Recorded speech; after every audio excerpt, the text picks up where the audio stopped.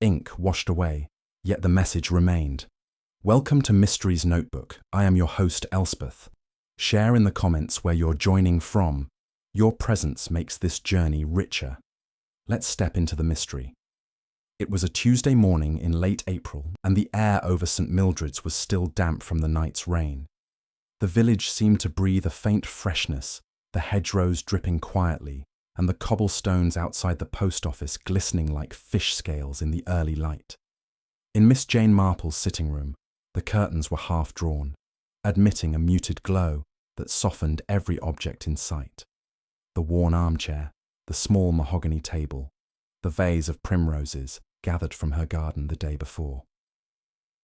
Miss Marple herself was engaged in her customary morning ritual, a neat tray with tea, toast, and a boiled egg, the Daily Chronicle folded beside her in a precise square. She was reading the births, marriages, and deaths, not, as she would have modestly claimed, out of morbid curiosity, but because they so often provided an accurate pulse of village life. It was, after all, astonishing what could be learned between the lines if one paid proper attention. The first interruption came in the form of the postman, Mr. Hubert Kersey, his bicycle tyres whispering along the wet lane. He was punctual as always, though with Hubert, punctual meant anywhere between 8:30 and 9:15, depending on whether Mrs. Kersey had delayed him with a second cup of tea. "Morning, Miss Marple," he said cheerily, stepping onto the little garden path. "Good morning, Hubert. A damp start." "That it is. Still, the dahlias'll like it." He handed her 2 envelopes, one a small square note in cream paper from her niece in London, the other, rather more unusual. It was the second envelope that caused Miss Marple's fingers to pause ever so slightly. The paper had been cheap to begin with, but more striking was the faint mottling, as though it had been splashed and dried hastily. The address, in a cramped, deliberate hand, appeared blurred in places, not by the postman's wet fingers, but by water before it ever entered the postal bag. It gave the peculiar impression that the words had been written in Rainwater itself, though of course that was impossible. Miss Marple thanked Hubert and carried the letters indoors. She placed her niece's correspondence to one side and examined the other more closely. No return address. The postmark was from Marchbolt, a market town 15 miles away. She opened it with a slender paper knife, her movements unhurried, yet alert. The contents were brief. "If you value the truth, come to the vicarage garden at 3 o'clock this Thursday. Bring no one. And burn this letter." No signature, nothing else, save for a faint smudge in the lower corner, which might have been ink, or perhaps a trace of the same water that had distorted the address. Miss Marple read the words twice, then a third time, before folding the letter neatly and slipping it back into its envelope. Her expression did not change. She buttered her toast with the same precise attention as before, though her mind, beneath the calm surface, was already at work.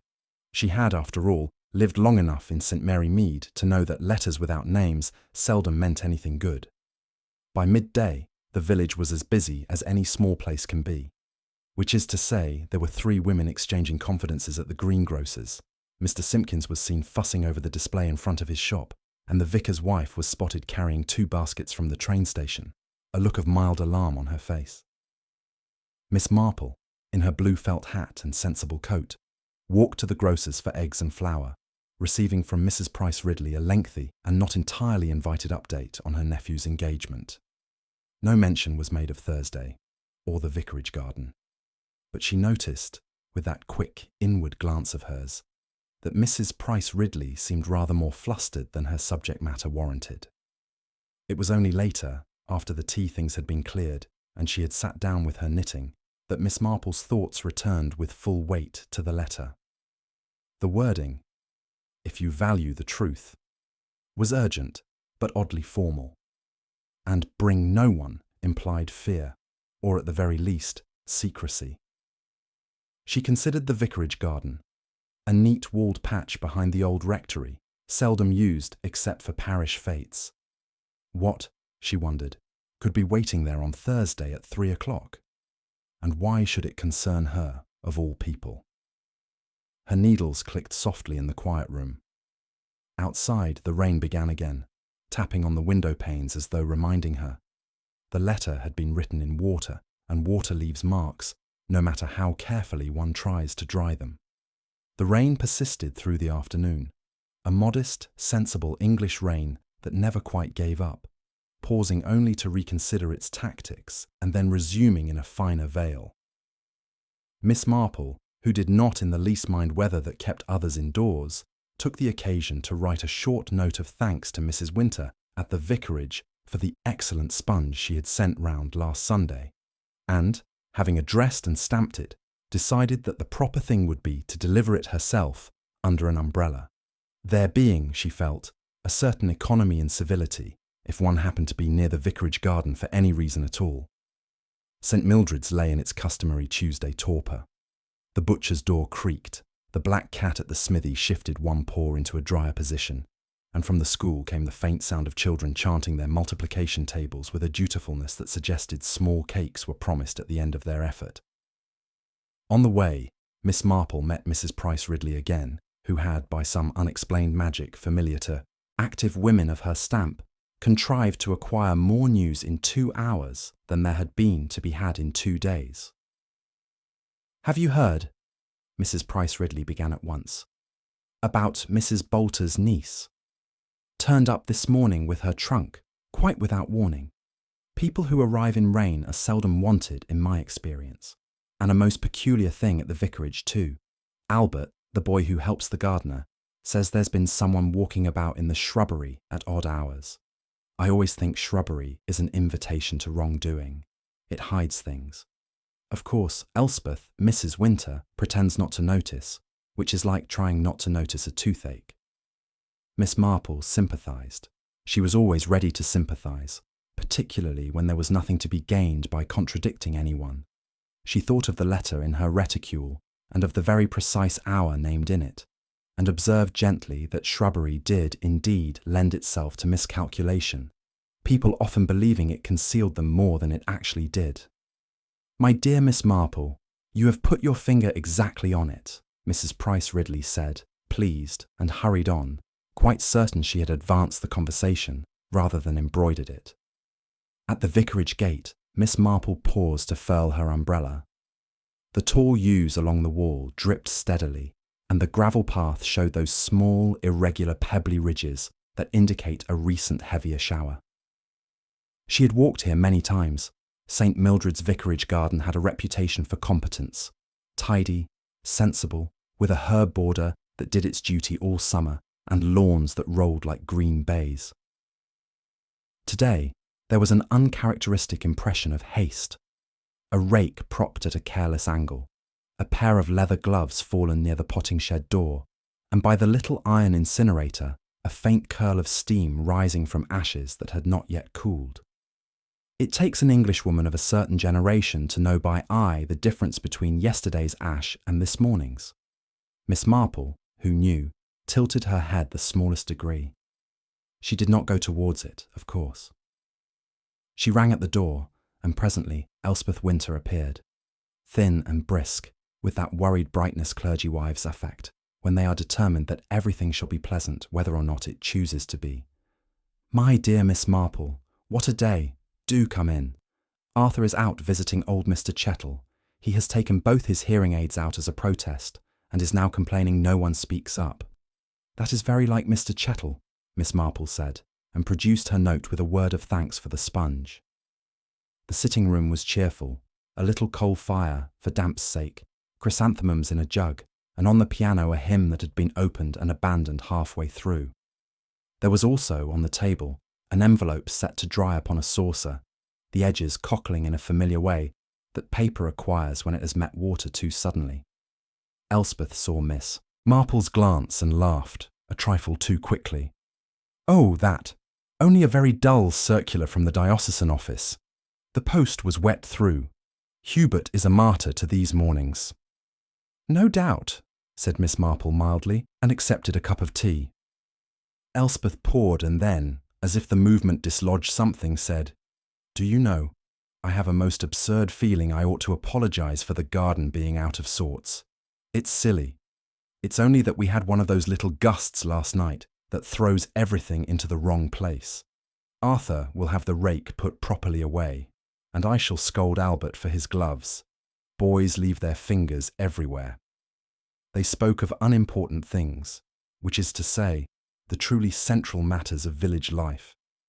Whether the schoolmistress, Miss Marsh, had been too hard on little Rosemary Tucker, Elspeth thought she had. Miss Marple suspected Rosemary had been precisely naughty enough to require it. Whether the Women's Guild might be over-ambitious in attempting to embroider altar frontals without any member who could reliably count beyond 24 threads, and whether that newly arrived niece of Mrs. Bolter's had the sort of face one trusts. It was only when Miss Marple got up to go that Elspeth, not looking at her, said, "We are very quiet here, you know. People think because it is quiet, nothing is happening. That is often when things have already happened, don't you find?" "Yes," Miss Marple said, "quite often." She stepped back into the rain, which obligingly softened while she crossed the lawn. Near the herb border, she took a moment to admire the mint. It had been cut recently, too recently for the season perhaps, and under the fresh green there lay the darker, flattened imprints of a number of footsteps that had dragged the wetness from one spot to another. Not heavy boots, something narrower. A woman's heel leaves a particular signature in soft ground. So does a rubber-soled shoe when its owner is nervous and pivots without moving forward. She did not count them. She did not bend. Her umbrella, turning just slightly, shed a thin runnel onto the gravel where one might have looked if one had the habit of looking. And then she went out at the gate, her face entirely the face of a woman who has remembered she must fetch 2 pints of milk after all. She did not go directly home. Instead, she allowed herself to be arrested by the sight of Mr. Simpkins rearranging a pyramid of oranges in a way that suggested the oranges had offended him personally. "The trouble with oranges," Mr. Simpkins was saying to no one, "is they behave like billiard balls when you need them to behave like stones." He greeted Miss Marple with the stoic civility of a man who knows he will be required to listen to something or other besides oranges. "I am told," Miss Marple said, "that you had Miss Marsh in for currants yesterday, Mr. Simpkins. I hope you warned her they can be unreliable in—" "Sponge, warned her. I told her currants have a mind of their own. She said she was making them do as they were told." He hesitated, then added with relish, "The stranger was in too." "Which stranger is that?" "The fellow from Marchbolt. Tall, dry-looking, coat too new for his shoes. Asked for stationery, and then changed his mind about the envelope size 3 times. You can tell a lot by how a man chooses an envelope. Either he knows exactly the message he's sending, or he doesn't know himself at all." "And which was this?" "Oh, he knew," said Mr. Simpkins, satisfied. "He bought the mid-size after pretending he wanted small. Mid-size is for a person who expects to put something else in with the letter at the last minute." "A sensible observation," Miss Marple agreed, and bought her milk. She did not ask his name. Mr. Simpkins would have offered it if he had it, and the fact that he had not suggested the stranger had not wished to be known. There are negatives in village life that are as informative as any positive presence. The remainder of the afternoon went by in that busy idleness peculiar to small places where everyone has 2 opinions and 3 errands. Hubert Kersey, on his second round, mentioned to Mrs. Price Ridley that the vicarage had asked for extra kindling. By tea-time, this had become, at the greengrocer's, a story about a fireplace that smoked, and, at the pump, a speculation that someone had been burning papers. The school released its children, and among them Albert, the gardener's boy, who wheeled his bicycle sullenly and allowed himself to be hailed by Mr. Simpkins, who owed him a reprimand about returning crates. "You're to stop cutting across my yard," Mr. Simpkins declared, and Albert, who took very little notice of anyone, jerked his head at the vicarage in a manner that implied larger matters were on his mind. "Tell that to the woman who keeps coming round at night," he said, which was an error because words are seeds in St. Mildred's and proverbially find their soil. "What woman?" demanded Mrs. Price Ridley from 3 feet away, having the ear of Providence for such occasions. Albert scowled. "How should I know? Longcoat. Stands at the gate like she's counting bricks. I am not paid to be scaring women off. I am paid to weed." He pushed off, splashing through a puddle, and in a quarter of an hour the woman had become two women, one tall, one small, both veiled, neither of whom had faces, as is the way with women produced by narrative necessity in a drizzle. Miss Marple laid out her knitting after supper, and in between neat rows, arranged her thoughts with the calm orderliness that had, more than once, made harassed inspectors reconsider their careers. It was not that a stranger from Marchbolt had bought envelopes, nor that Albert had seen a woman counting bricks, nor even that the incinerator had been hot before noon in a garden where Elspeth Winter preferred to keep paper records for years, out of a gentle superstition that one never knew when the past would explain itself. It was the conjunction of water and haste. People who are merely mischievous make untidy gestures. They drop things. They forget to say the right word at the right time. People who are frightened try to be precise. They dry envelopes. They choose mid-size to accommodate a postscript one cannot yet decide whether to write. They burn not the letter itself, which could be destroyed anywhere, but its shadow. The draft, perhaps, or something that had been with it and might speak if kept too long. She thought of the instruction in her anonymous note. Burn this letter. It had been written by someone who assumed she did not ordinarily burn things. It is an odd intimacy to tell a woman what she will not do. The writer must have known her a little, or believed they did. The postmark from Marchbolt was a mask. Masks are not worn by people who are comfortable in their skins. On Wednesday morning, the sky lifted to a pale watery blue, the kind of false improvement that tempts people out, only to remind them their boots will be needed again by luncheon. Miss Marple took herself to the church, ostensibly to leave a sheet of suggested hymns in the porch for Elspeth, and actually because porches, like shop counters, collect the driftwood of small human decisions. She found what she expected, a wet patch where someone had shaken an umbrella with more force than was decorous, a small square of torn brown paper that had once covered the corner of a parcel, and, in the alms box slit, a fluster of damp, cheap paper fibres that looked as if someone had pushed a letter through when it was not quite dry. She did not try the box to see if anything had been placed inside. That would have been irregular, and besides, there is a great deal to be learned by what people do near a thing they plan to use later. She stood a moment, looking at the vicarage from the shelter, and saw Miss Marsh go past with her school satchel, and a face set with the purpose of those who believe good arithmetic is a moral obligation. A minute later, a man came up from the direction of the Marchbolt Road, tall, with that slight stiffness of shoulders that comes from wearing a coat not yet accustomed to one's shape. He paused at the gate and looked at the church clock as if expecting it to correct him, then went on again. He did not ring. He did not knock. He only measured. Miss Marple did not follow. Instead, she went the long way home and let herself be delayed by Mrs. Chettle, who was standing in her doorway like a ship with too much figurehead, calling to her husband to come inside at once, the draught being enough to carry him away entirely. People in St. Mildred's do not think of themselves as living in a story. They think of themselves as living between errands. It is others who later call the errands clues. That evening, the rain returned with renewed conviction. Miss Marple set aside her knitting and wrote a short note to her niece in London about primroses and about a foolishness some women have for keeping recipes they never use. She mentioned no letters, no strangers, no incinerators. It is one thing to suspect that a certain hour in a garden has been appointed for mischief. It is another to give the mischief air too soon. She put the note by for the morning post and laid out her grey coat to be brushed. On the mantel, the primroses had begun to bow their heads, as flowers do when they have performed their office and would like to be allowed to retire.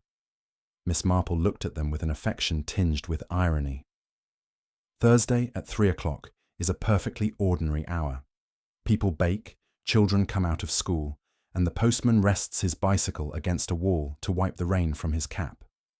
It is also, if one chooses it, an hour in which everything that has been carefully arranged will appear to be chance. She wound her clock and set it on the little table by her chair. The gentle tick sounded like a small sensible heart. Outside, the water spoke on the panes in its patient way. Somewhere not far off, someone struck a match and then another, as if practice were required. Miss Marple folded her hands and allowed herself to be a very old lady in a very small village for one more night, quite unnoticed by anyone who did not need, just yet, to notice her at all.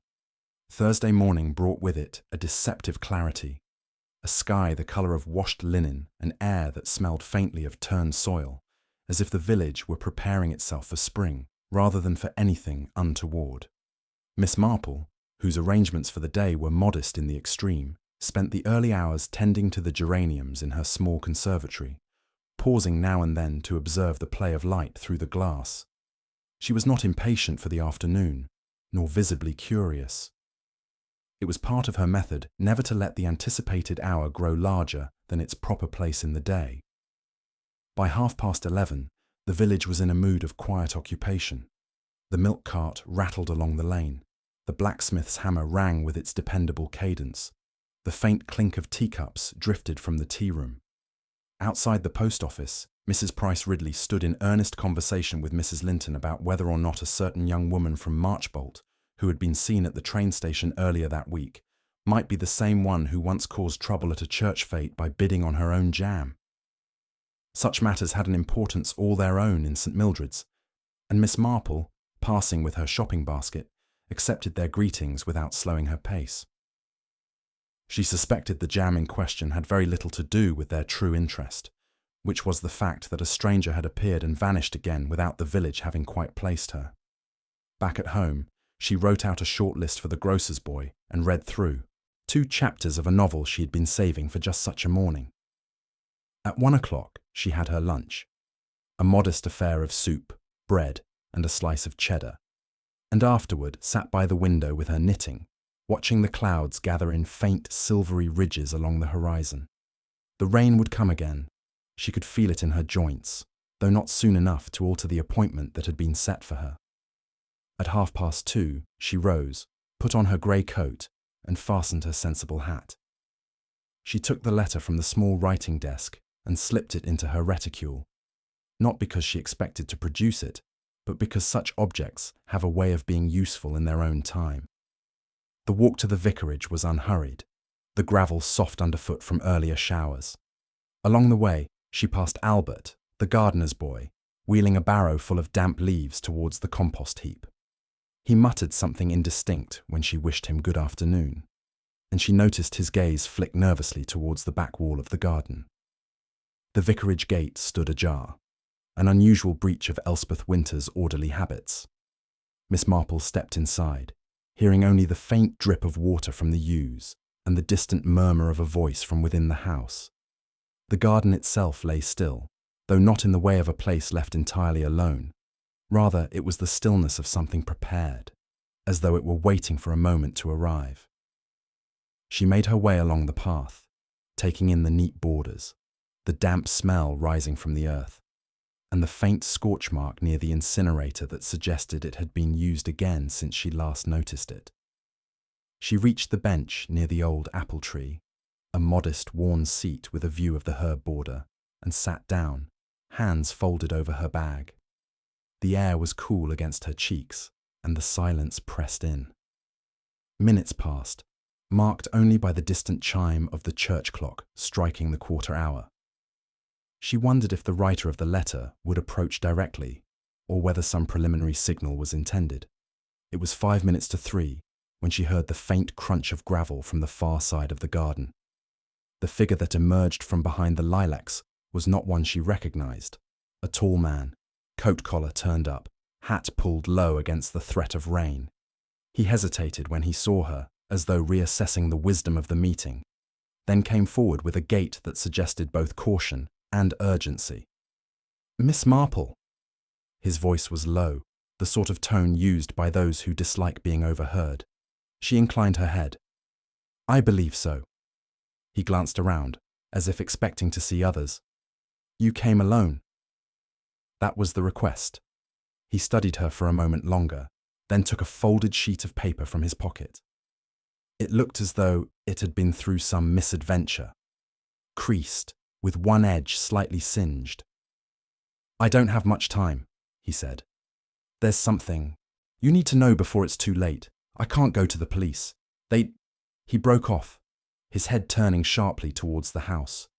From the direction of the vicarage came the sudden sound of a door opening, followed by the brisk step of someone crossing the terrace. Elspeth Winter appeared, her expression bright but oddly fixed. "Oh, there you are, Miss Marple. I wondered if you might help me a moment with—" She stopped short, her gaze falling on the man. Whatever passed between them was silent, but the tension was as clear as a drawn thread. The man pocketed the paper again, his jaw tightening. "Another time," he said, and without waiting for permission, strode off towards the side gate, which closed behind him with a sharp click.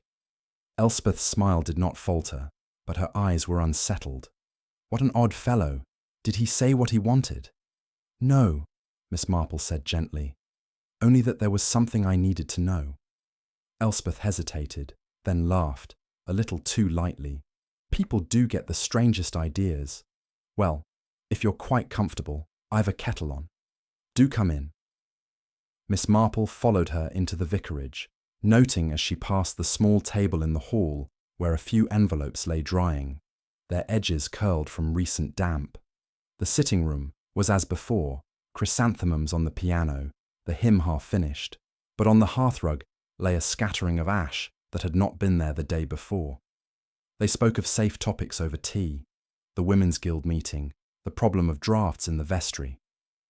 But Miss Marple found Elspeth more prone to glancing towards the window than usual, as if measuring the light outside.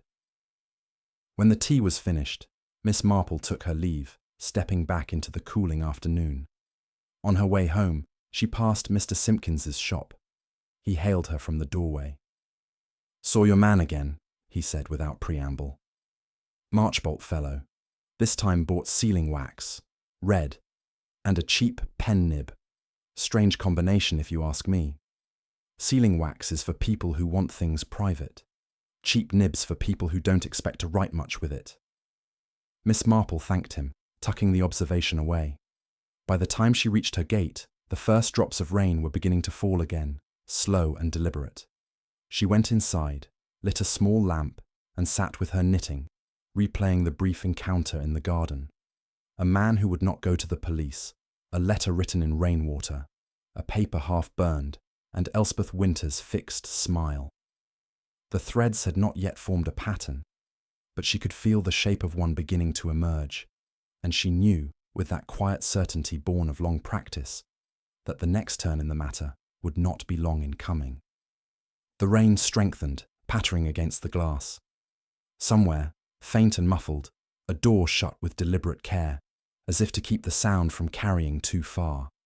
The rain did not let up through the night, and by morning, the lanes wore a glistening skin of water, broken only by the shallow tracks of early carts and the quick, nervous prints of birds. Miss Marple, rising at her usual hour, looked out upon a village subdued into quiet industry. Curtains twitched here and there. The smoke from a few chimneys rose straight in the still air before being absorbed by the low cloud. She dressed without haste, but her thoughts returned more than once to the brief exchange in the vicarage garden.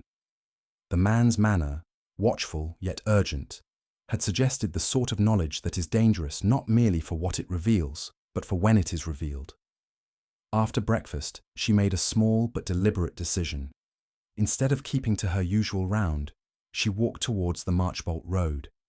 The hedgerows dripped steadily, their branches heavy with water, and now and then she stopped to note the small disarrangements of mud where a boot had slipped or a bicycle tire had left a sharp arc.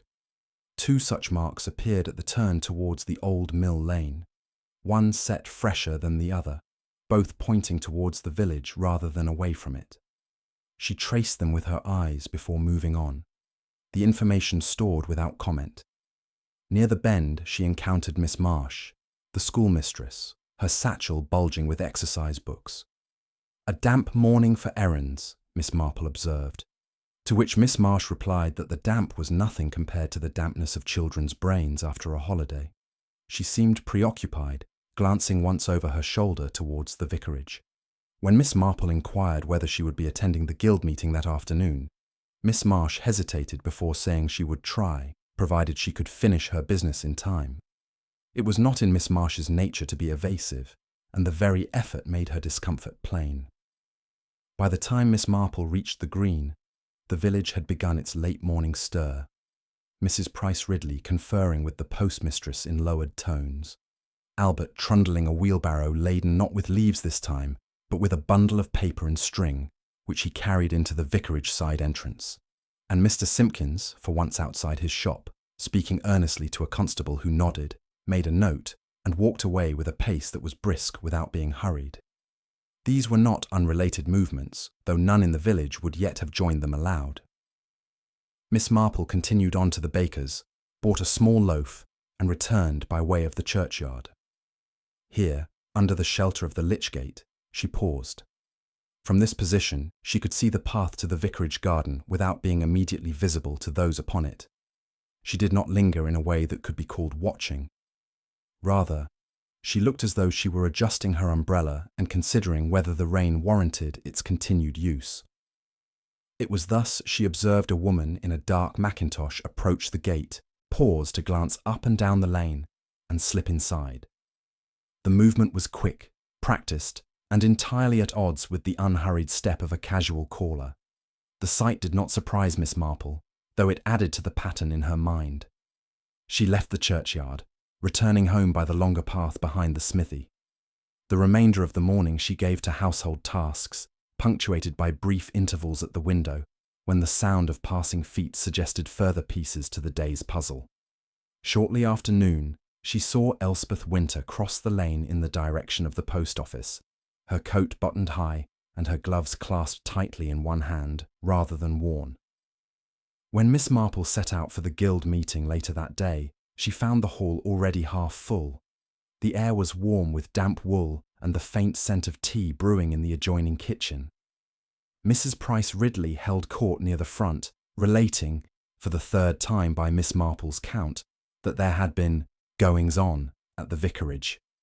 She could not say precisely what, of course, but Albert had been sent on errands far too often for there not to be some matter requiring concealment.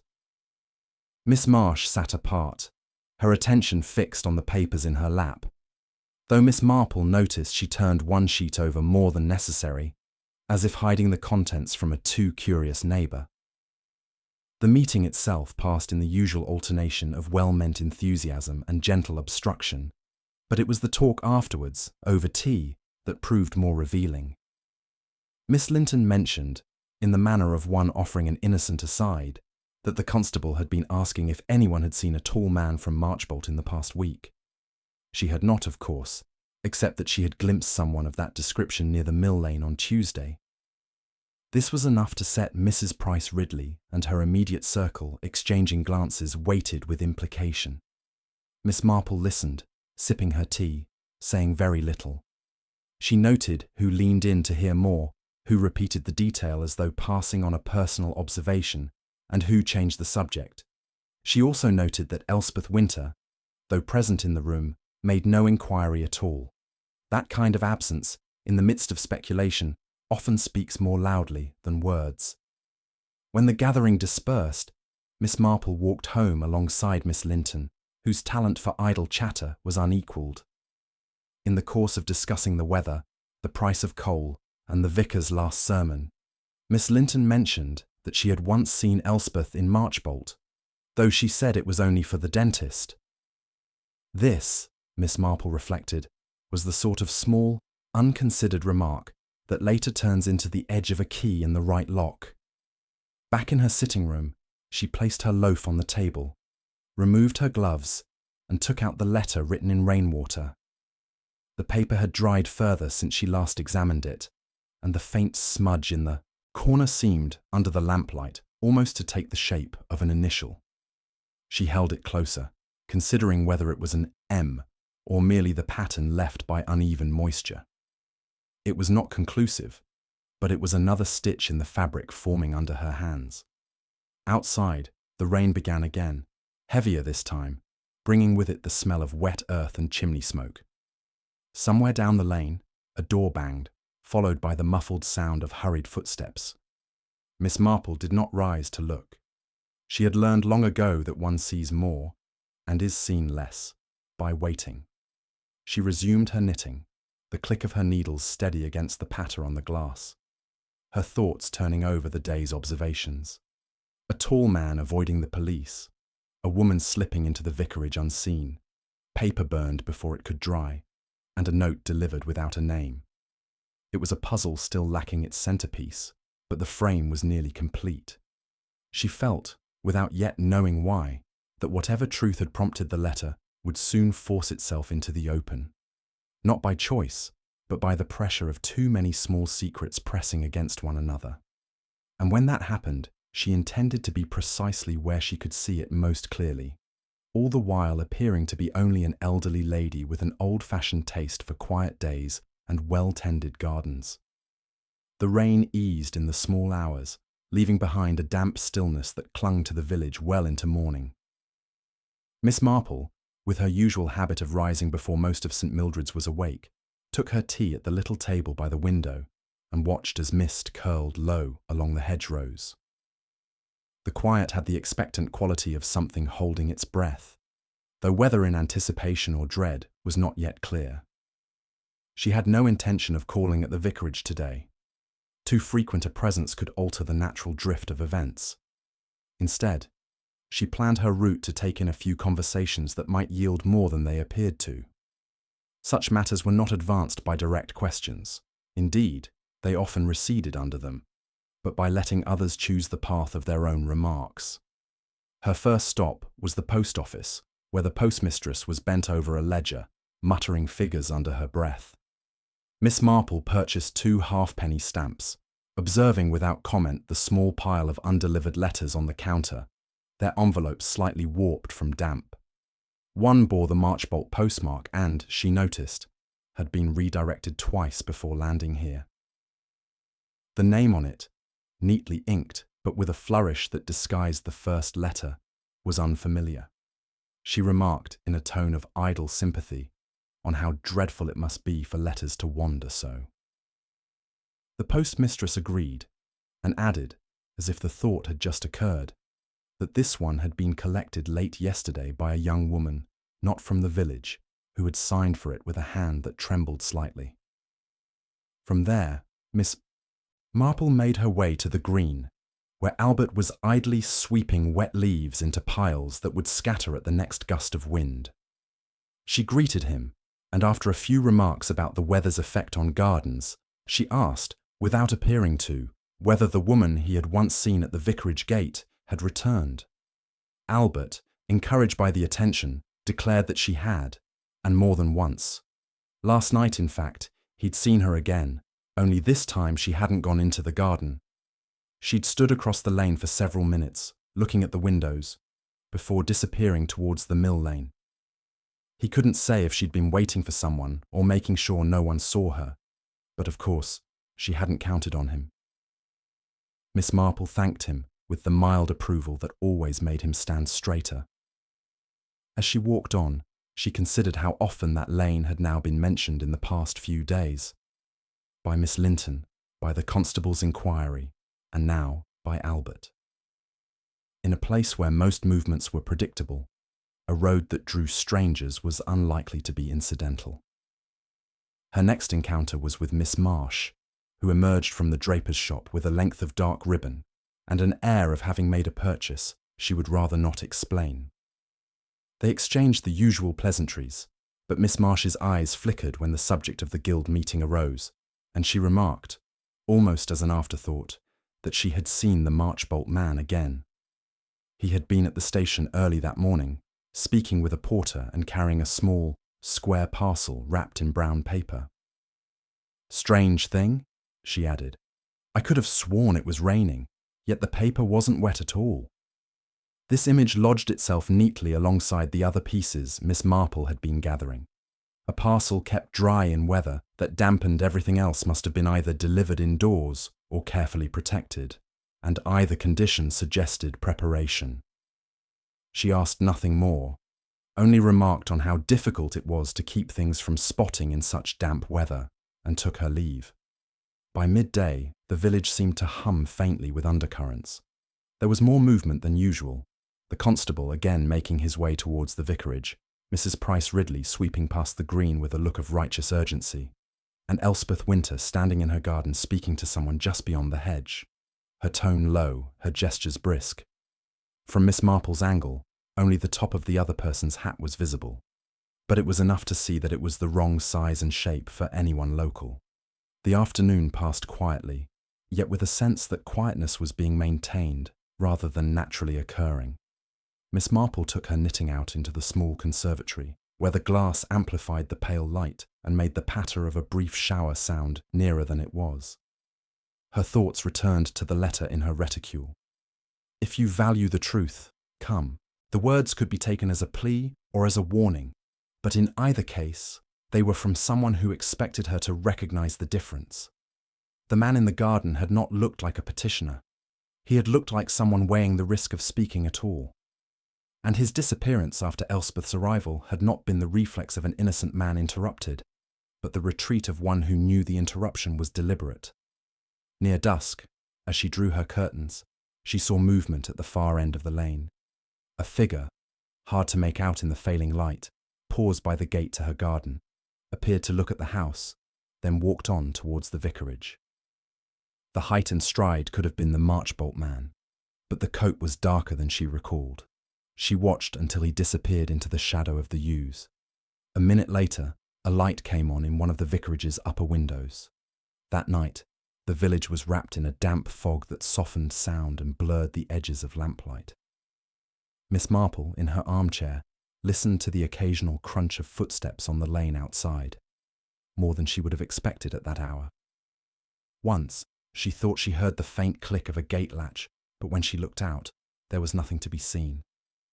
She returned to her chair, the letter on the table beside her, and the knitting resting untouched in her lap. It was too soon to move, but not too soon to be ready. The next step would come, she was certain, not through any deliberate pursuit of hers, but because something in the pattern was already pulling her into its centre. And when it did, she meant to see it plainly, from the inside out. The fog lingered into morning, softening the outlines of St. Mildred's, so that roofs and hedges seemed half-remembered, as if the village itself were keeping its distance. Miss Marple moved through her breakfast without hurry, though she had noted more than once in her long life that such weather was an excellent accomplice for those who wished to be neither seen nor precisely placed. It dulled sound, concealed approach, and left behind only the vaguest impressions, useful if one preferred uncertainty to certainty. By 9 o'clock she had her coat on and a small basket in hand, ostensibly bound for the grocer's, but with a mind to detour. The lane was slick underfoot, the puddles still holding the night's shadow. Passing the vicarage, she allowed herself the briefest glance through the hedge.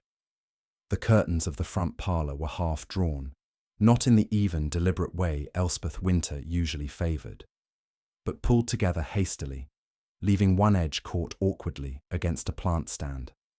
A trifle, perhaps, but Miss Marple knew that people who paid attention to appearances generally did so in all things, unless they were otherwise occupied.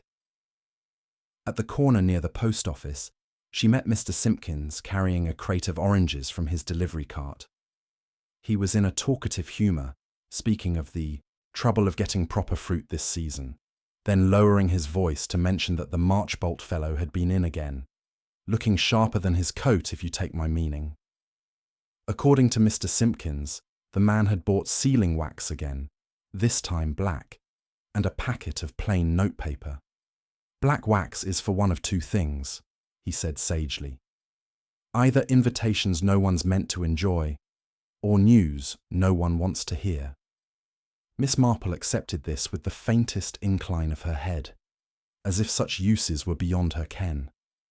But black wax and dry parcels wrapped in paper that had never known the rain formed a small but steady line in her thoughts, and lines, in her experience, had a way of leading somewhere.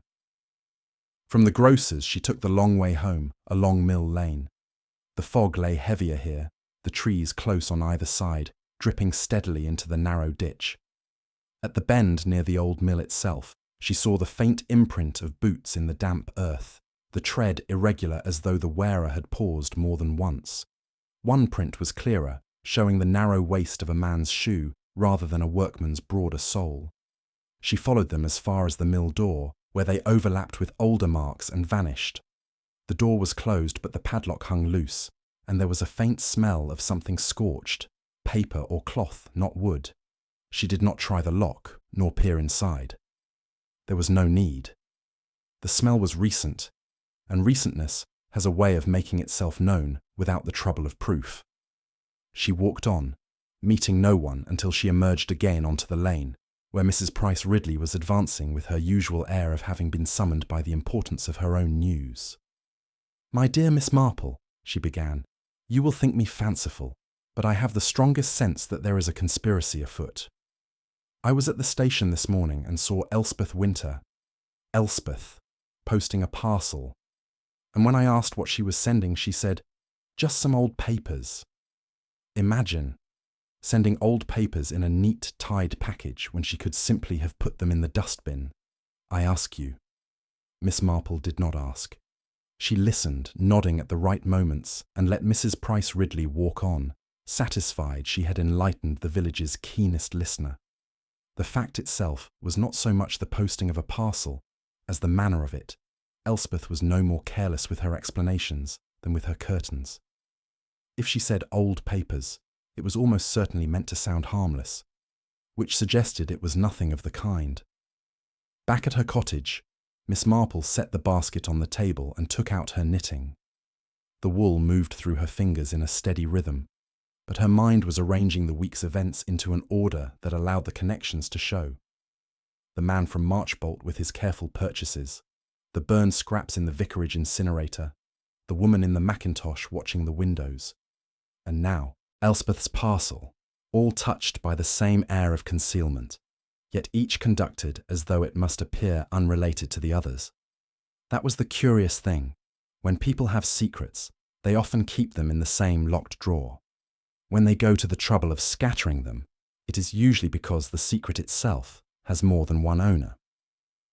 Her afternoon was interrupted by a visit from Miss Linton, who arrived with a borrowed book and the sort of manner that precedes a confidence. She stayed for tea, speaking at length about her cousin's misadventures in gardening, until she happened to remark that she had seen Albert wheeling a different kind of load yesterday. Not leaves, not sticks, something in a sack, and heavy. He had been headed towards the old mill. She assumed it was compost.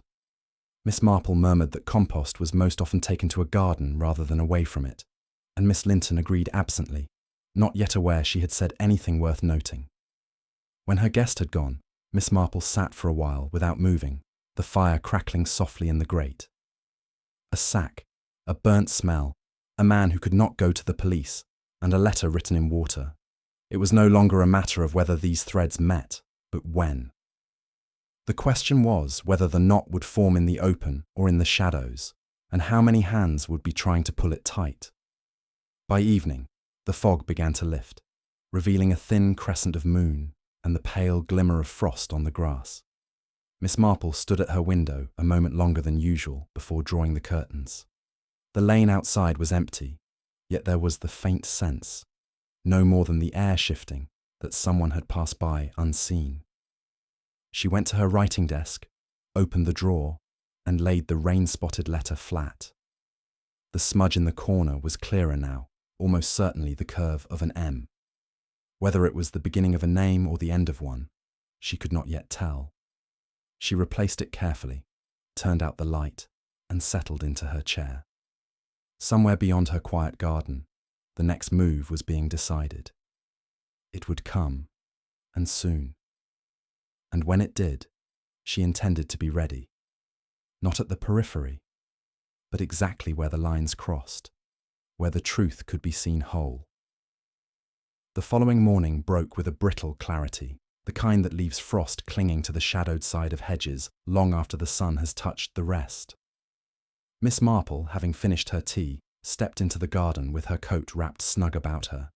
The air held that faint metallic scent of cold, but there was a different note too. Wood smoke, sharper than usual, drifting from the direction of the old mill. She stood for a moment, looking toward the lane, then returned indoors. A burning so early in the day was rarely for comfort. It was for disposal. She decided on a circuitous route into the village, one that would take her past the mill without the appearance of intent. The lane was quiet, the frost crunching lightly under her sensible shoes. When she reached the bend, she saw that the padlock on the mill door was once again fastened, properly this time. But the ash along the edge of the ditch was still warm, sending up the faintest curls of steam.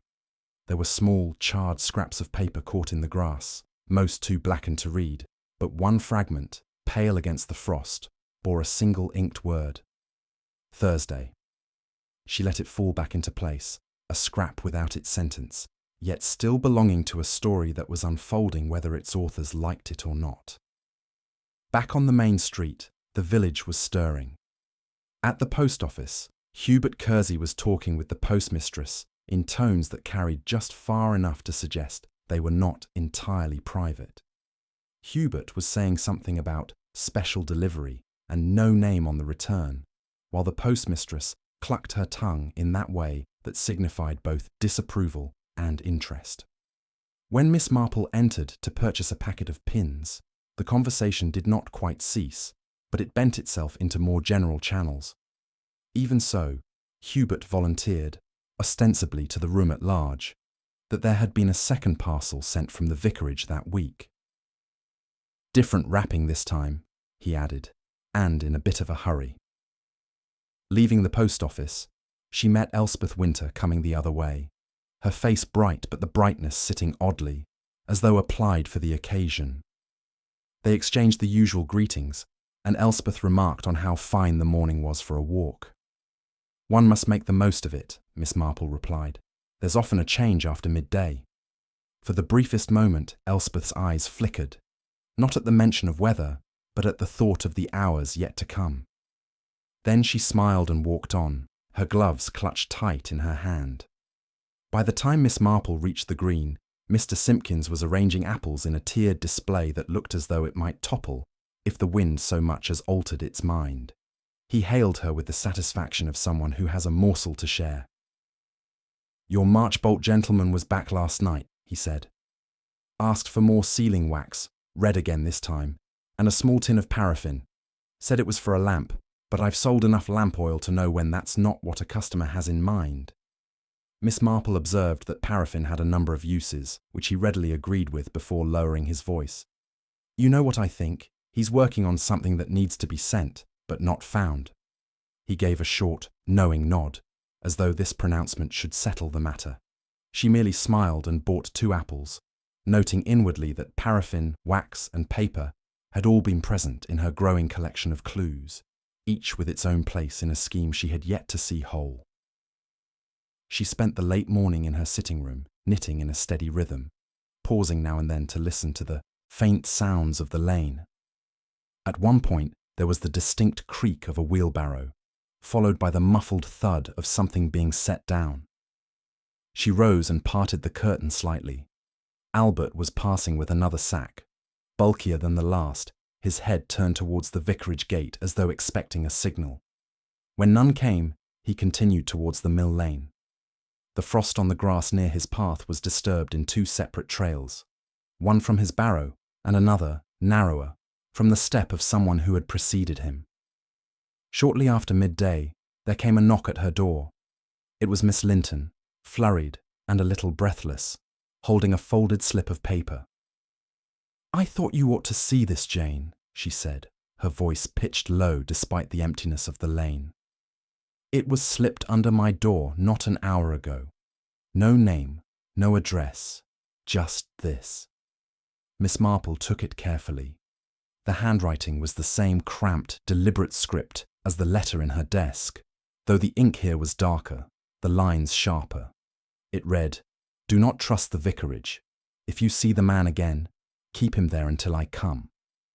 There was no signature, no date, but the urgency was palpable. "Did you show this to anyone else?" she asked. Miss Linton shook her head. "I thought about the constable, but then, well, you see more than most." Miss Marple folded the note and said she would keep it safe. After her visitor left, she sat for a long time without touching her knitting, her mind tracing and retracing the connections. Whoever had written to her first was not only still at large, but still moving within reach.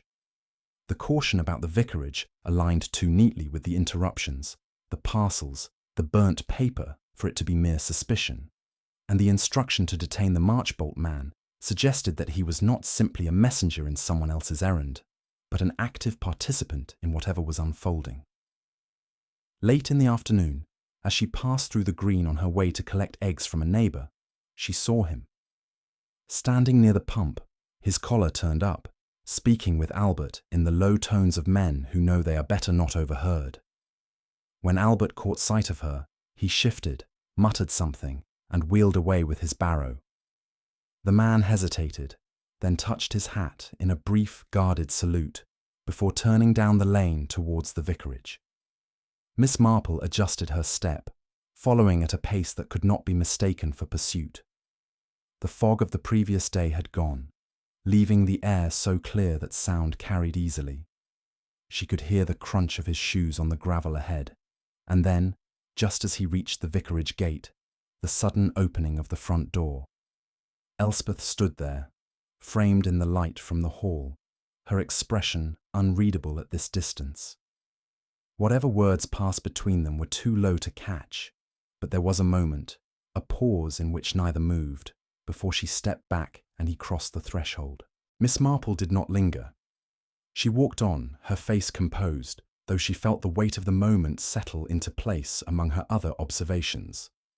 Inside that house, she was certain something was being decided that would determine the next move for all involved. And when the door closed behind them, it was not to shut the cold out, but to keep the rest of St. Mildred's firmly on the other side. There is a particular quality to lamplight when it falls on a closed door. It looks as though it would prefer to go further, and is being prevented by something larger than wood. Miss Marple, passing the vicarage an hour after dusk, saw that kind of light leaking at the edges of the fanlight, and heard, beneath the ordinary muffled clink of crockery, the low, even murmur of two voices that were not in harmony. She did not linger. A village notices who lingers. She walked on, the chill carrying the smell of damp stone and wood smoke, and at her gate paused to look up at the thin moon that had become a familiar spectator to the week's small comings and goings. She slept later than usual and woke to that brittle clarity which follows a frost, the hedges edged as though a careful hand had stitched them with fine white thread. The village moved as it always did just after 9, a child sent back for forgotten gloves, the postman's bicycle ticking as it cooled against the post office wall, Mrs. Price Ridley converging on the greengrocer with the air of a woman who had been given permission to be right. Yet there was a difference not accounted for by weather. It was in the quickness of glances, in the way a voice dropped when it ought not to have needed to, and in the short, efficient walk of the constable going not to the green, as was his habit, but straight to the vicarage door. Miss Marple did not follow him. She went instead by way of the smithy and across the churchyard to the lich gate, where one can look down the path to the vicarage without appearing to be doing so. The constable remained only a few minutes. When he came out, he had the conscious neutrality of a man who has been told something official about a thing that is not, at bottom, official at all. He turned towards the mill lane. Miss Marple, having no business there, elected to have some. She went by the longer route and met him just as he emerged from the line of willows that shelter the old mill from too much notice. "Good morning, Constable Finch," she said with the mildness of someone who has never interfered in anything in her life. "Morning, Miss Marple." He touched his cap. Cold. "It does make people tidy," she agreed. "One sees the corners better." He made a non-committal sound and glanced past her. "You might keep to the high part of the lane, Miss Marple. The ditch is untidy." He would not have said even that had it been merely leaves. She thanked him, and when he had gone, looked from the safer gravel to the darker strip of earth. The ash there was no longer warm, but frost had not taken it. On the slope, flattened into the rough grass, A scrap of paper showed the faint ghost of ruled lines. She had no need to pocket it to know what had lain there.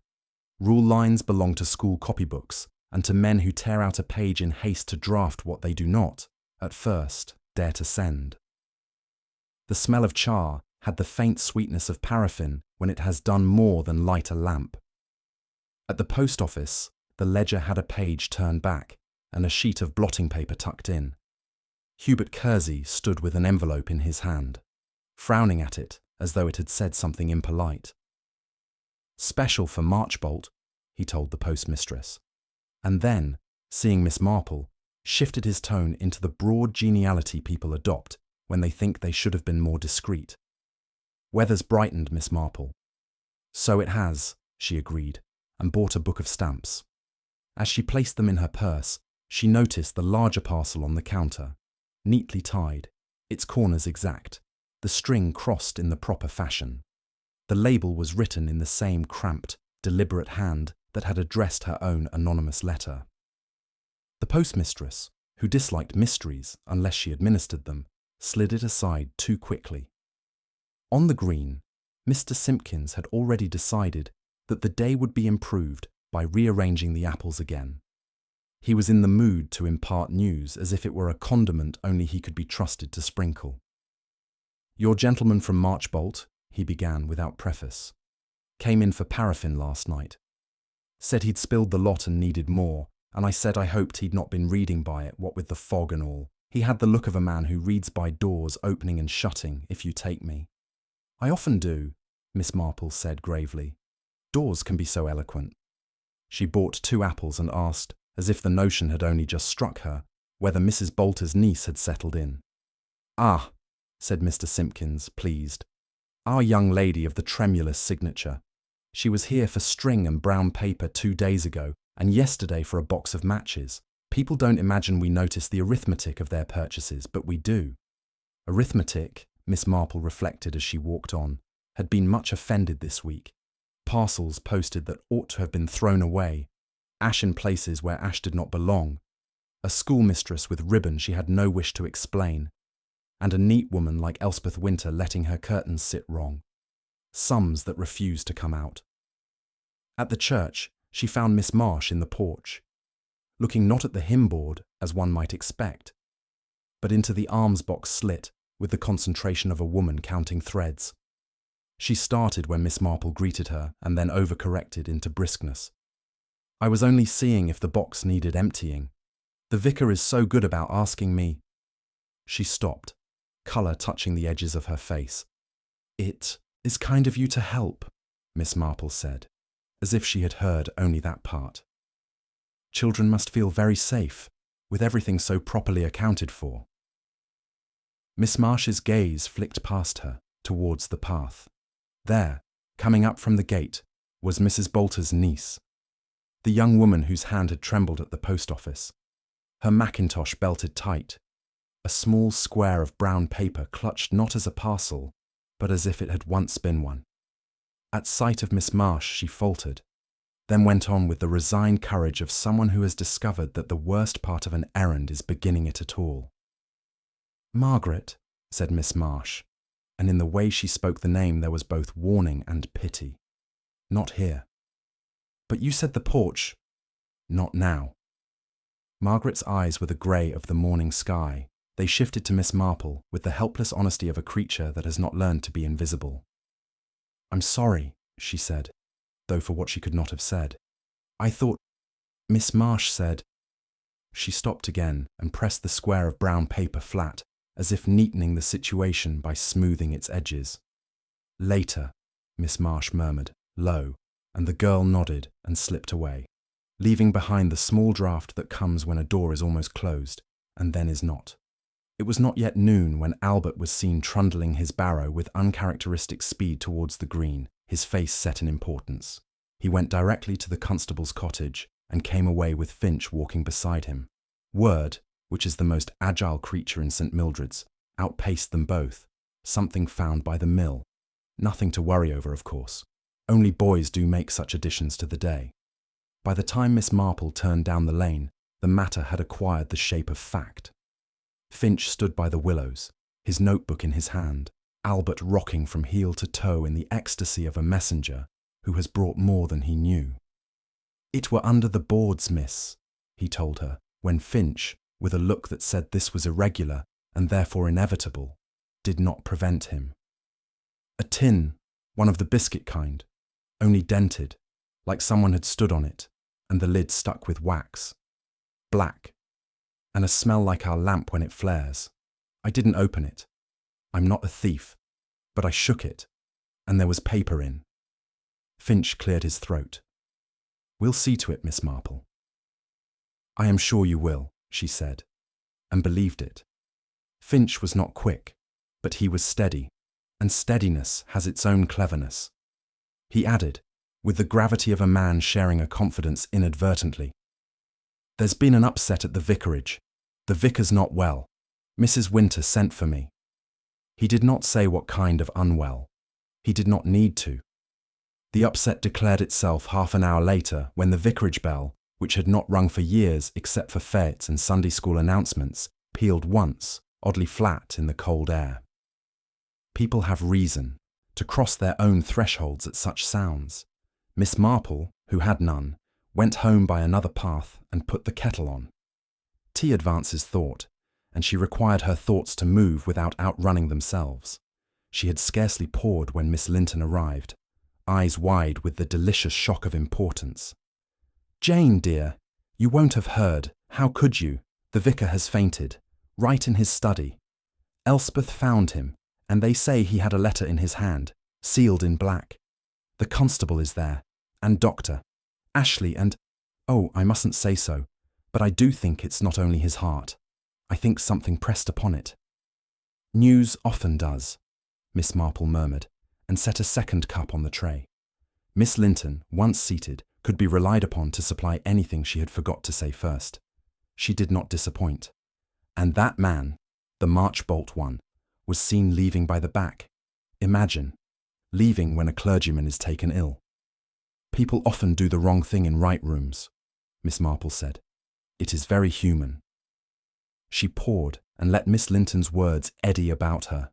The tin, the wax, the parcel, the fainting, the letter on the vicar's desk.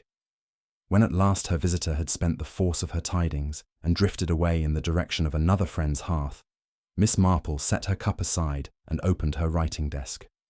The letter written in Rainwater lay where she had kept it. She turned it gently in the lamplight. The smudge at the corner was not only an M, she saw now, but the tail of a second letter, an A, perhaps, or the curve of an R begun too low. Mrs. Bolter's niece had been called Margaret in the porch, a girl whose hand trembled, a girl who knew to come to the church and not to the constable, a girl who had learned to count on Miss Marsh's discretion, a girl who might, if she had been wronged in a way that leaves no bruise visible, write to an old woman with a reputation for seeing where others do not. The afternoon light thinned. At 3 precisely, Miss Marple put on her coat and went out, not to the vicarage, and not to the mill, but to Mr. Simpkins's shop. She asked for sealing wax, red if he pleased, and when he had fetched it, she said, almost as an afterthought, "I am told black is used for mourning. Does it hold as well?"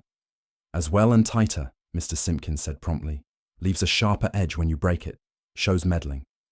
"Ah," said Miss Marple, as if that were all. "How useful that must be."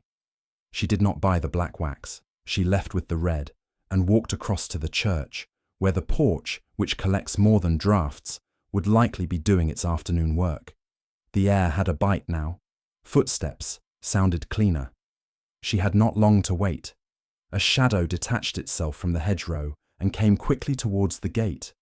The Marchbolt man, his hat low, his shoulders drawn. He reached the porch and stopped short at the sight of her, annoyed at his own surprise. "Miss Marple," he said, his voice dry. "You are everywhere I'm not supposed to find you." "That is a comfort," she returned. "I dislike being expected."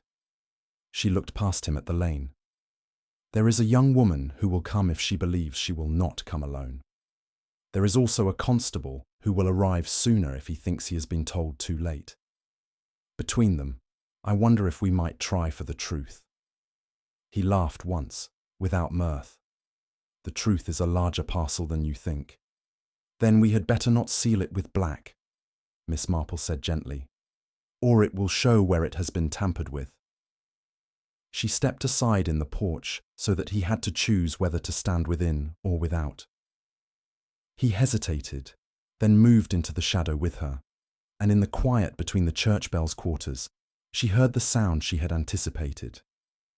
The quick, light step of a woman who had been told not now, and had decided, foolishly and bravely, that now would do after all. The figure in the mackintosh paused at the threshold, as creatures do before a hedge they cannot see through. She lifted her face. The eyes were wide and determined. The paper in her hand had been smoothed too often to be tidy. "Miss Marsh said," she began.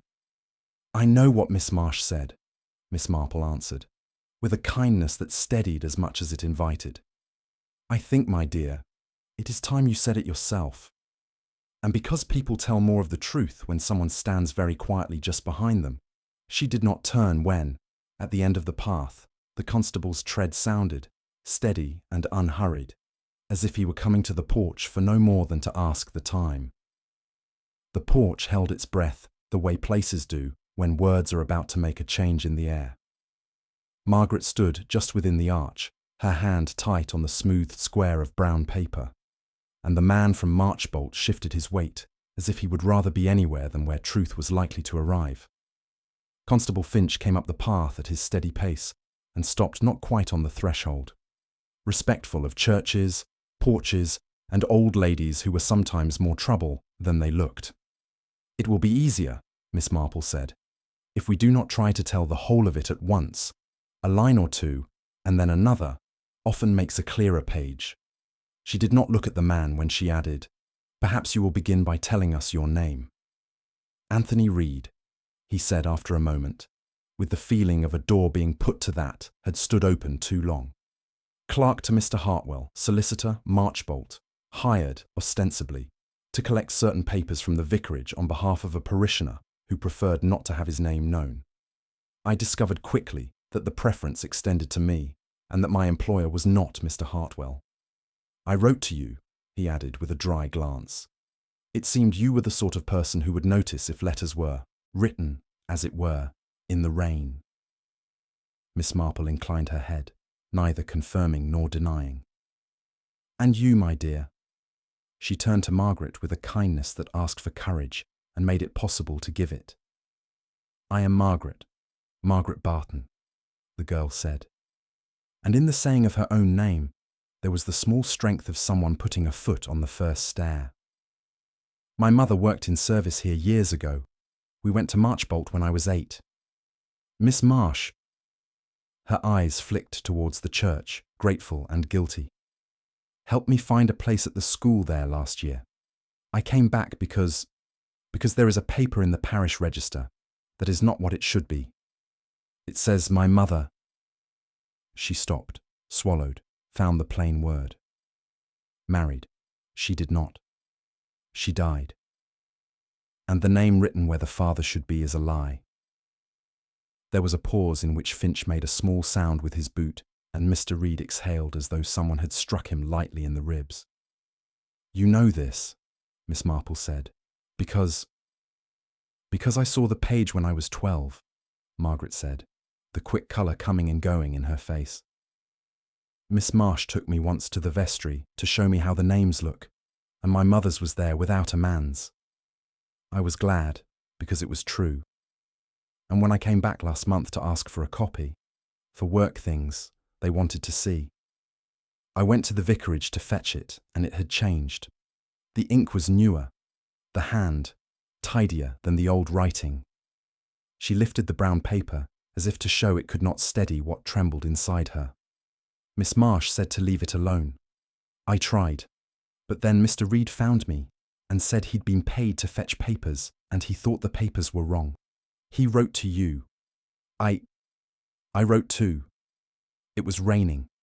I did not want anyone to see whose writing it was if they found it," she finished, miserable and brave. Finch cleared his throat. Now then, parish registers don't alter themselves. Who's been at the book? The book was at the vicarage these past weeks, Mr. Reed said, at Mrs. Winter's request, so she could have the bindings inspected. That was the first story. The second was that the vestry was too damp. I don't doubt either could be true. What is true is that I was told to take delivery of certain pages removed from the binding for repair. And when I saw the state of them, I brought the tin to the mill instead and wrote to Miss Marple. And posted a parcel from the vicarage yourself last night, Miss Marple said, in the mild tone of a woman threading a needle. Black wax will show if it has been troubled. You thought that sensible. Reed's mouth twitched. I thought I might be stopped in the road. And you were, Finch put in, by your conscience, which is why you're more bother to me than those who've none to get in their way. He looked at Miss Marple. We've the tin, Dr. Ashley's, with the vicar. Mrs. Winter is... He searched for a word that would do in front of a church porch. Managing. Then we shall manage also, Miss Marple said. Constable, you will take Mr. Reed to the mill and open the tin in the presence of the schoolmistress. Miss Marsh should have her eyes on what she already knows. Mr. Reed, you will not absent yourself again. And you, my dear, she said to Margaret, will come with me to the vicarage. You will say nothing unless you wish to. It is hard to be looked at, but sometimes it is useful. They went by different paths and arrived by the village's arithmetic at the same time. The vicarage door, which had been opening and shutting all morning, admitted Miss Marple and the girl without protest. The hall smelt faintly of polish and of something sharper beneath it that did not belong, Paraffin's shy ghost. Elspeth Winter came from the study with a smile she had tied on too tightly. My dear Miss Marple, she said, how kind. We are in a little confusion. Arthur has had a turn. Dr. Ashley says it is not serious, but he must be kept quiet. And I have parish matters. Her gaze flicked past Miss Marple to the girl. This is scarcely a time for visitors. It is precisely a time for them, Miss Marple said gently. At times of quiet people say more. This is Margaret Barton. She has come for a look at an old page. There is no harm in looking, you know, even when one prefers not to see. Elspeth's hands closed on themselves in her gloves. She opened them again at once. If there is a difficulty about a copy, I shall attend to it. The vestry is cold. The book is here. But really, today, Miss Marple said, is a very good day to do small honest things. Dr. Ashley will tell you the effect of postponing necessary acts. From the study came a murmur, Dr. Ashley's voice, and another, weaker, answering. Elspeth's head turned involuntarily. Miss Marple, who never moved faster than necessary, moved then. Only a step, but it placed her so that Elspeth, to avoid her, would have had to pass the open study door. You have a parcel to post, she said, very conversational. Another of the old papers. Shall I save you the errand? I am going presently to the post office. I should be happy to take it. Elspeth's colour did not change. That was the interesting part. It stayed exactly where she had put it with care after the mirror. But a small vein at her temple began, like a sewing machine, to make its quick little up and down. I do not know what you mean, she said, the words arranged correctly. There is no parcel. In that case, Miss Marple returned, you will not mind this. She took an envelope from her reticule, set it on the little table, and with the calm of a woman who has addressed letters for 70 years, pressed a coin-warmed stick of red wax to its flap. The droplets spread neatly. She set her thimble upon it and lifted away a small seal of a rose. I have written to Mr. Hartwell in Marchbolt, she said pleasantly, as if discussing embroidery. I am sure he will return the favour by sending back what does not belong to whoever asked for it. It is so much easier when things go to and fro by the proper routes. Elspeth looked at the seal as one looks at a small creature that is probably harmless and might not be. She did not touch it. You take a great deal upon yourself, Miss Marple. I always have, Miss Marple said with a little sigh. It is a failing of the elderly, but it saves other people taking too much upon themselves. She turned to Margaret with deliberate slowness. Shall we look at the book together? It was on the sideboard in the dining room, where a good light fell. Elspeth came with them. She could not afford to let them be alone with it, and stood at the corner of the table with her hand flat, as if to keep the wood from rising up. Miss Marple turned the pages as if she had been doing so since the parish was founded, and when she reached the year that belonged to Margaret's mother, she stopped. The entry had the look of something that wished to be part of its neighbours. The hand was an imitation well practised, the ink not so new as to be insolent. But there are differences in honesty that no amount of mimicry cures. The firmness of an old pen, the small unevenness of a wrist that has written by candlelight, the way letters lean into their neighbours after years of parish duties. The inserted line, a marriage, stood straight where the others had become, by long use, companionable. Margaret made a small, ungoverned sound. Elspeth said, in a voice that was still very even, "You see? All in order, your mother was looked after. There is no shame in that." "No," Miss Marple said, as if agreeing. "There is no shame in being looked after. The shame lies in rearranging the past to make the present tidy. It only makes a worse mess. People fall over it." She did not look at Elspeth when she added, "Especially when they hurry. One sees it in curtains, in incinerators, in the way a parcel is tied." From the hall there came a discreet knock, and Dr. Ashley's head appeared. "Mrs. Winter, he is asking for you." He saw the book, took in the three faces, and adjusted nothing in his own. "Miss Marple," he added, "if you have a moment afterwards." "Of course," Miss Marple said. She closed the book gently and stepped back. Elspeth did not move at once. Her hand half lifted towards the red seal on the envelope, and then fell. "I shall return," she said, and went. They did not speak until she was gone. Then Margaret said, with the hopeless capacity of the very young to blame themselves, "Perhaps I should not have come." "You should," Miss Marple said. "The village is full of people who will tell you not to, because it makes a better story if you don't. But stories told, without the people they concern, are only hobbies. We shall let the constable have the tin, and Mr. Hartwell shall have a letter, and Mrs. Winter shall have time to put down what she has been carrying." In the study, voices rose and fell. There is a particular cadence to conversations in which goodness is trying to tidy what truth has untidied. After a few minutes, Dr. Ashley returned. "He'll sleep now," he said. "Shock, chiefly. He is a conscientious man. They are most susceptible to shocks that arrive in envelopes." He looked at Margaret with a kindness like wool. "You might consider, Miss Barton, to stay with Miss Marsh for the present." "If Miss Marsh will have her," Miss Marple said, and there was no doubt Miss Marsh would. She added, very mild, "Constable Finch is at the mill. He will be here with your tin, I think, as soon as he has seen what it contains." He was quicker than that. He met them in the hall, the tin under his arm, the look of a man who has seen inside a thing that makes more work. "Pages from the register," he said to Miss Marple, because in St. Mildred's he did not have to pretend not to speak to her. One torn-out whole from the old binding, and a copy ink fresh on foolscap, names and a letter. He glanced at Margaret. "From a woman who signs herself M.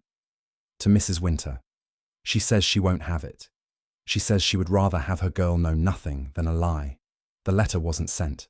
It was sealed with black and put by." "Black shows meddling," Miss Marple said softly. "How awkward." She looked at the closed study door and then at the red seal she had left on the table. "Constable, would you be so good as to take the tin to your cottage and lock it up, and then go slowly by way of Mr. Simpkin's shop to the post office, as if by an afterthought, and say, loudly to the room, that Miss Marple has asked you to see her letter to Marchbolt goes by the 2 o'clock post?" Finch narrowed his eyes in that way of his that meant he was adding, with care, 2 and 2. "A test, is it?" "A very small one," Miss Marple said. "It is often enough, People who have been tidying for others cannot resist tidying one more thing, especially if it might go out of the village. We will sit here, Margaret dear, and be old-fashioned, which is to say patient. He went. The house settled, as houses do when they know more than the people in them. In the dining room, the light had shifted a little, making the page edges look thinner. Margaret sat very straight and held her hands together so as not to shake. Miss Marple, who had no difficulty with shaking because her hands had decided long ago to do nothing of the kind, poured out 2 cups of tea from the tray Elspeth had forgotten to remove. Time, which is never in a hurry in villages, did not hurry now. It was not long, and it was not short. There was the faintest scrape in the hall, the careful step of a person who does not intend to be a person at all. The envelope with the neat red rose was not where Miss Marple had left it. It had moved half an inch. That would not have mattered to many people. It mattered to the one who had moved it. Elspeth Winter stood in the doorway with her gloves off at last and her hands empty because she had put what she had taken back, exactly as it had been, except for the half-inch that is the distance between truth and what one has the strength to tell. "It will not go," she said into the quiet. Her voice was not bright now. It was the voice of a woman who has kept many things from spilling and has at last spilled one. "If it goes, there will be a noise that will not stop. He has done nothing except try to be kind badly. I have done everything." Miss Marple looked at her with that terrible gentleness which is kinder than any comfort. "Yes," she said. "That is often how it is." Elspeth put a hand to the table and stood with her head bent. "Let me say it first," she whispered. "Don't let it be said to me." And because Miss Marple knew that the last turn before the end is not to be hurried, she did not move and did not speak. And in the silence, Elspeth began to give them the tidy story as she had made it, so tidy that a girl would have a father and a vicar would not be blamed, and the book would agree with what people like in books. She was still speaking, her words falling in their careful order, when the study door opened behind her, and the vicar, pale and shaken and stubbornly decent, said her name in the tone of a man asking for forgiveness he does not expect to be given. Miss Marple folded her hands and looked down, letting the moment settle where it had to. The test had answered itself. What remained now was not craft, but mercy. And mercy, in her experience, required more arranging than any deceit. The vicar's voice seemed to hang in the air, thin and unsteady, as though it had been pulled up from somewhere deep. Elspeth did not turn at once. She stood with her head bent, her gloved hand still on the table, the posture of a woman who has been braced for something and feels it arrive exactly when she feared it would. "I thought you were resting," she said, her tone neither cold nor warm, merely factual. "I was," he answered. "But I heard my name and I thought, if it is to be spoken, I should be here to hear it." His eyes moved past her to Miss Marple and the girl at the table. "You must forgive us," he said to Margaret, "for making you part of our private mistake." Margaret's lips parted, but no sound came. Miss Marple, who understood that silences often tell more than speech, allowed the pause to lengthen. "It is not private if it is written in the parish book," she said gently, "nor if others have been asked to alter it. That makes it a matter for the whole parish, which is why it was bound to be seen." Elspeth straightened at that. "It was meant to protect," she said. The words clipped now. "Protect Margaret, protect her mother's memory, protect you." She turned to her husband. "I thought if it were written there, no one could speak badly. You would have been blamed for failing in your duty. She would have been pitied in the way that stings. This way she had a father, even if only on paper." The vicar's gaze was steady, though there was pain in it. A kindness built on a lie can be more cruel than leaving the truth bare. We are taught that. "And yet you agreed," she said quickly. He shook his head. "Number I said it would not stand. You went ahead before I could stop it." It was said without heat, almost with a tired sorrow. Elspeth's jaw tightened, but she did not deny it. "You would have done nothing. And nothing, she said, lets harm spread. Margaret's voice came at last, quiet but firm. It isn't harm to know what is true. It's harm to be given something to defend that isn't real. People always find out, and then they look at you as though you were in on it. Elspeth's eyes closed briefly. I see now, she said. Too late, as usual. She turned to Miss Marple with a small, almost wry twist of her mouth. You were never here for gossip, were you? You were here to pull the thread. Miss Marple smiled faintly. Threads pull themselves if you've lived long enough to see how they're woven. I only keep my eyes open. She rose, adjusting her coat with the unhurried precision of someone ending a visit. Constable Finch will want to speak to you both. He has the tin and the pages and the letter with the black seal. I dare say Mr. Hartwell in Marchbolt will also have something to say. The vicar nodded, as if this were inevitable and in some way a relief. We will speak to him, he said. And to Finch. His eyes shifted to Margaret. And to you, if you will allow it. The girl looked wary, but she inclined her head. I'll listen, she said. Miss Marple, satisfied that the pieces were now touching, moved to the door. Elspeth stopped her with a quiet, almost hesitant, Will you tell them? The village? No, Miss Marple said, and the refusal was gentle but absolute. They will tell themselves in their own way. It will come out differently in every kitchen. That is their right. But if you wish the truth to be the same in every mouth, you will have to give it to them yourself. And soon. Outside, the light had thinned, the air turning sharp with the promise of another frost. She walked slowly down the path, Margaret keeping pace beside her.